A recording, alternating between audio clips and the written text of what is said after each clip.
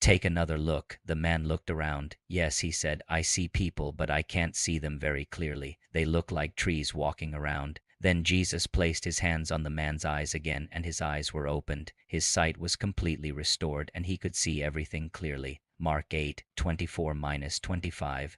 In Mark 8, after Jesus put his hands on a blind man's eyes, but he wasn't healed completely, the man was honest with Jesus. He could have been intimidated and thought, this is the Son of God. He is a respected healer. I can't tell him that my sight is blurred. At least it's much better than being blind. I need to pretend. I need to act like it's perfect. Instead, he was real.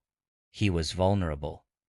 It took a lot of nerve to say, Jesus, I can't see clearly. It's not what it should be. I see people walking around, but they look like trees. Jesus didn't get upset and say, what's wrong with you?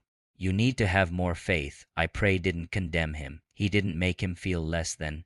Jesus just touched him again and said, in effect, it's okay. I'm not through with you. I have a second touch. Don't give up on the dreams and desires God put in your heart. He has a second touch.